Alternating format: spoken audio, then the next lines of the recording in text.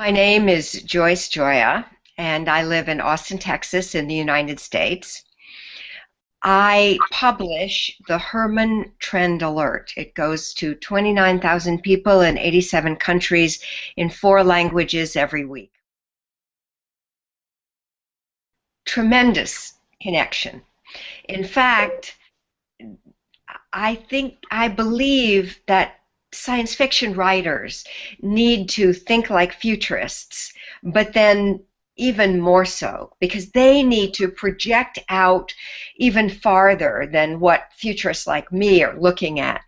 I focus mostly on 3 to 5 years out. The science fiction writers typically are focusing on a lot more. They're looking at typically a minimum of 20 years out. But what's really interesting is how accurate the science fiction writers have been when you consider what's going on now in terms of 3D printing, in terms of teleporting even materials. I mean, if we can take DNA and break it down into electronic impulses, then we can find a way to take that DNA and move it from one place to another without using any means of physical transportation. Not that long ago, I was asked to talk about what training and development will be like. I believe it was like 25 or 30 years from now. And what I said was that we'll all be training on holodecks to improve the human condition, how we can use genetics to keep us healthy for longer periods of time. We're certainly doing a lot more genetic work. I actually wrote about how we are testing the genome of cancers and then developing answers, developing solutions, developing drugs and ways to fight that cancer using the genome, and because we now know how to turn it off. And I'm seeing a tremendous uptick in using epigenetics in a number of different ways to fight disease. And that's one of the areas that really interests me a lot, especially when you look at the tremendous opportunity that epigenetics offers.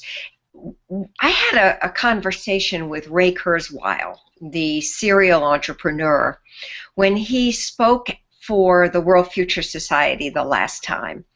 And at that time, my now late husband was suffering with a malady, a really insidious one, called dermatomyositis. And I asked Ray whether there was hope for Roger, and his response was, if he can live 10 years, then he can live forever. And what's really interesting, I believe, is that the movie was released before we had mapped the human genome. I think it's a very positive thing when we can create human beings who lack the typical predispositions to disease. However, the downside of that, which is the way that we saw it played out in that movie, is that it can be taken to an extreme. And I'm hoping and praying that the part of that movie that does not come to pass is the whole police state authoritarian aspect, where you must be exactly who you said you were genetically in order to take a job, in order to take a spouse. I mean, those kinds of requirements are I think, Machiavellian, and I'm hoping that they do not come to pass.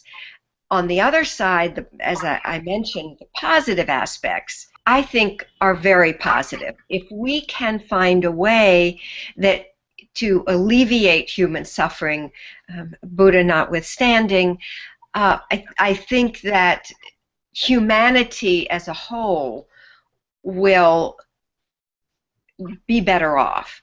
The downside of that, of course, is that we may end up with a new world order like Elysium, where these cures and these solutions are only available to the very privileged few.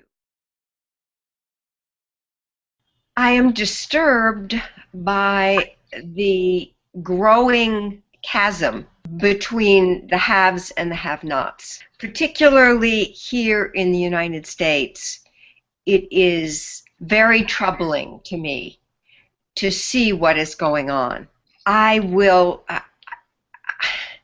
It is my fervent hope and desire that society understand that we cannot just hold these developments, these advancements for, as I called them, the privileged few, that we will need to make sure that there is equal opportunity to health care. And I know that a lot of people are very upset right now in the United States about Obamacare, but it is, in my view, long overdue.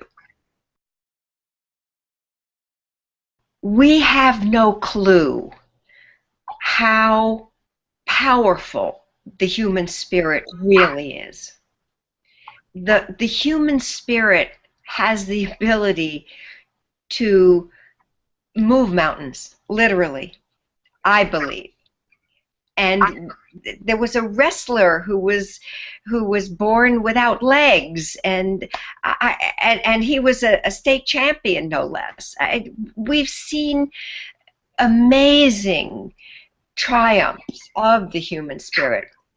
And the truth is that the human organism has tremendous ability to marshal its defenses against disease. And that's why I hold so much promise for the triumph of the human spirit. We have already seen genetic testing being used for very positive purposes in terms of solving crimes. When that movie was released, I don't believe that genetic testing was used nearly as much as it's used now in crime solution. So we have actually seen that come true. We have also seen for better or for worse, the lining up of people in congregate workspaces that we may not have seen before. The difference is that now we seem to have some division between the cubicles, that people are not lined up working right next to each other, that there is some element of separateness more. And I also see that we are using drug testing a lot more than we did 15 years ago. And I think that that's to a positive degree, because I believe that we need to find solutions for our significant drug problems worldwide, and we won't be able to do that unless we can identify who needs help. It is with a heavy sigh that I say that my prayer is that the police state that we saw, the super authoritarian imposition of use of genetic testing to limit people's access to opportunity, I am hoping that that is overblown. I don't see that happening now. I see genetic testing moving into our lives in a bigger and bigger way.